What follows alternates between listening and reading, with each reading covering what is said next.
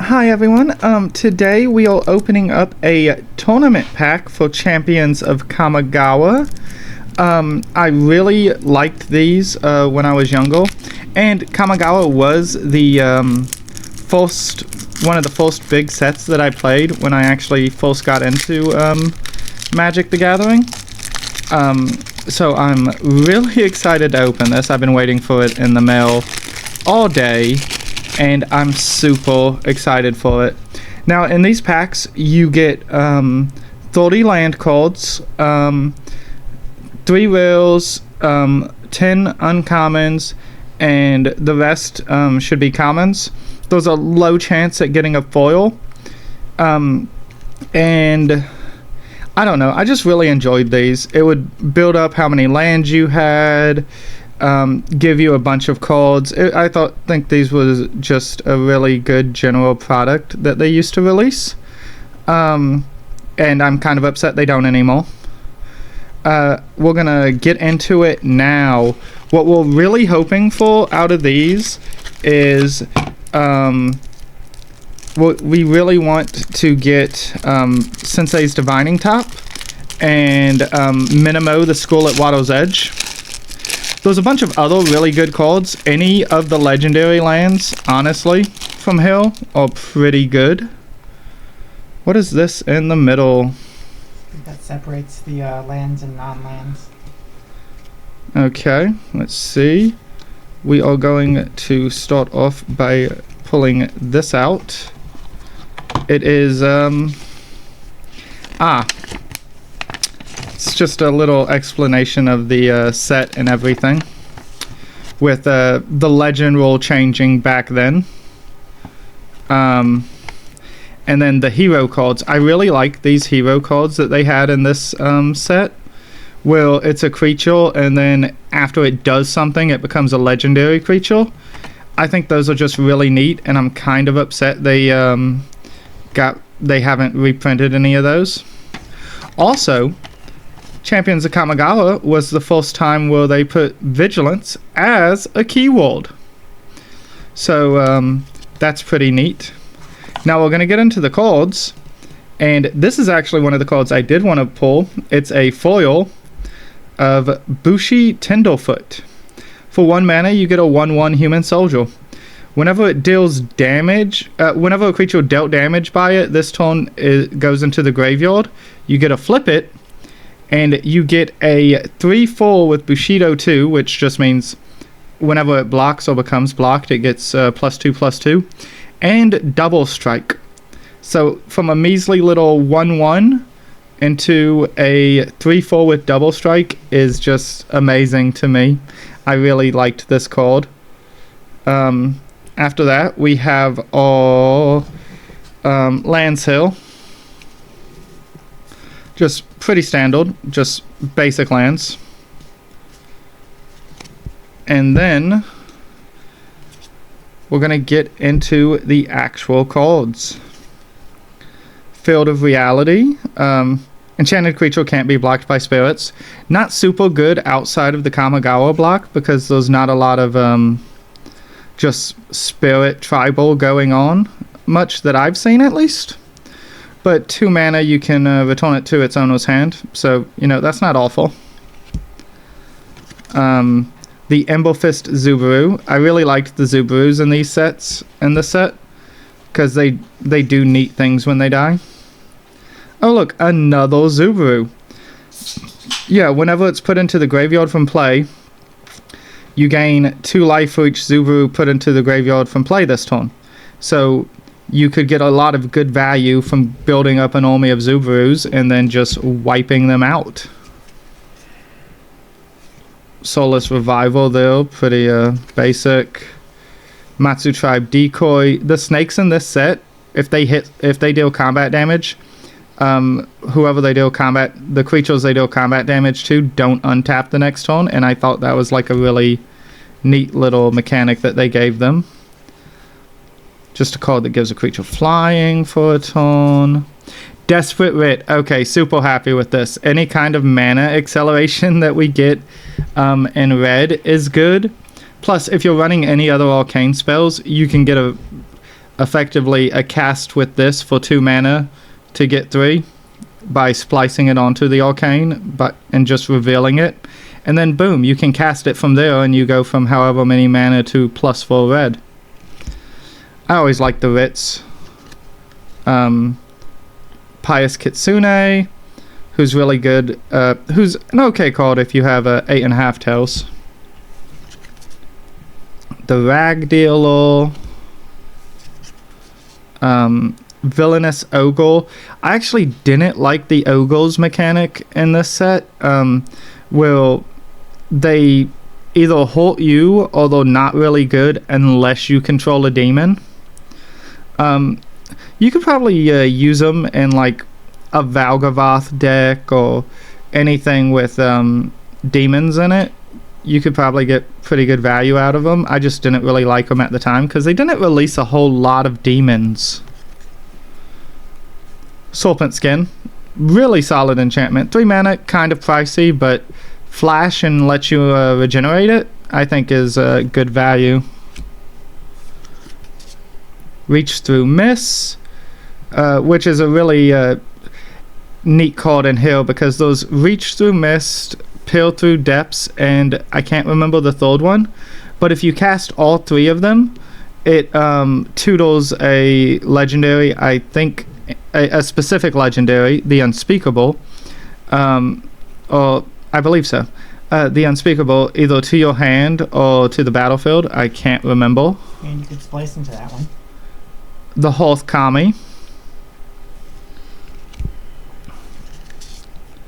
Kabuto Moth. That's not really great. 3 mana for a 1/2 flyer that just buffs something for 1/2 on tap is kind of meh. The Nezumi Ronin. I do love me some rats. Humble Buduko. This is before Shroud was an ability. Well, Shroud was a keyword. It was obviously still an ability here. There was actually a really embarrassing thing. I was playing a draft and I had a Humble Buduko out and I tried to target it with something. I was a young kid at the time. I was like a teenager and I didn't understand. No, that isn't just opponent stuff. That's all things. Humbled me, if you will. So it told me Cloud Skater. Another mechanic in here is the Moonfolk bounce lands back to your hand, which was a really bad penalty for me back then, but honestly, now being able to put lands back into my hand, I think is actually pretty good value. That reads more like a get to than a have to me now. Uncontrollable Angle. Buffs a creature and makes it attack each turn. And instant speed. Good for a lot of purposes, honestly. I like making my opponent's creatures fight each other. Another Zubaru. This one draws cards. Standard blue shenanigans. 3 mana land hate. Pretty solid, actually. I think this still holds up. The Kitsune Healer. Prevent all damage that would be dealt to target legendary creature this turn on tap. Kind of makes up for a 4 mana 2/2, I think. A lot of these have been like power crept out of like actual playability, but I think you still get pretty solid value here. Devouring Greed. Great if you're running Spirit Tribal. I kind of want to build a Spirit Tribal deck, not gonna lie. Commune with Nature. Not to be confused with Commune with Beavers or any of the other commune cards. River Kaijin. Yeah, this is what I'm talking about. Power creep is so real. 3 mana for 1/4. You wouldn't see that today without some amazing abilities on it. Even as a common, honestly. Unearthly Blizzard. Not great. 3 creatures can't block. For 3 mana, there are better spells out there. But you can splice onto it, which is a really neat mechanic. I like the splice ability. Kitsune Blade Master. Rend Spirit. Not as good as Rend Flesh, because Rend Flesh is the same card except for instead of target spirit, it's target non-spirit creature. Way better. Alright. Kadama's Reach. Classic card nowadays. Just ramping at its finest. Teller of Tales. A 5-mana 3/3. Back in the day. Frost Wielder. Okay, this is even worse. A 4-mana 1/2. But at least when she kills something, it stays gone. Kami of Ancient Law. That's actually pretty good value. 2 mana for a 2/2 that you can sack to blow up an enchantment. This one has survived power creep, I think. Alright. Rend Flesh. Like I said, 3 mana, destroy target non-spirit creature. Much better than Rend Spirit. And we'll enter the uncommons with Hideous Laughter.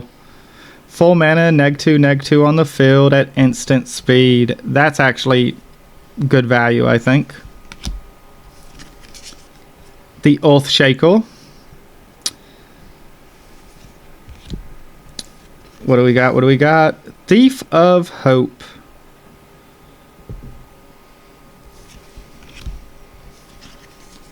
Time of Need. Okay, this is actually a good card. Sorcery speed, 2 mana, tutor a legendary creature to your hand. That's just good value. And much needed, because green did not get a lot of good cards in this. Like, they didn't... There was Azusa, there was Dosen, but, like, a lot of the cards that... Oh, there's one for each color, like the legendary lands, they got the worst of them.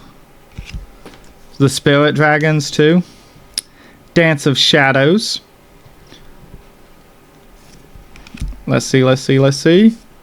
Guardian of Solitude.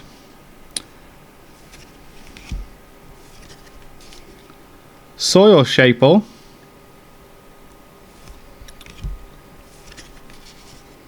Innocence Kami. Strange Invulsion. Okay, so it looks like we did not get a Sensei's Hill, because these 3 should all be rares. So that's a little sad. I was really hoping for another Sensei's.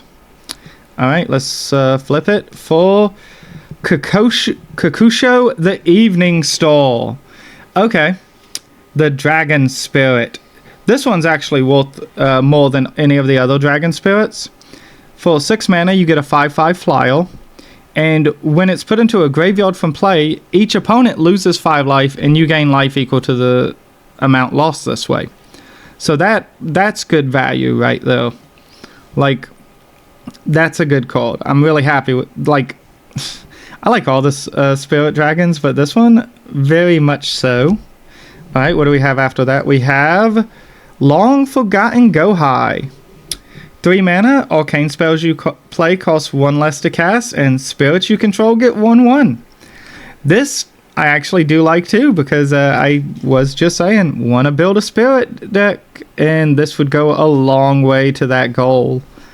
And then the final rare that we have here is Night Dealings. Let's see, we got a 2/2 black. Whenever a source you control deals damage to another player, you put that many theft counters on it. Then for 2/2 black, you can remove X theft counters from it. Search your library for a non-land card with converted mana cost X, reveal it, and put it into your hand, then shuffle your library. Okay, wow. Thinking about that for a second. 4 mana that turns every point of damage into tutoring a card. Okay, that's good. I don't know where I want to put this yet, but I definitely want to put this somewhere.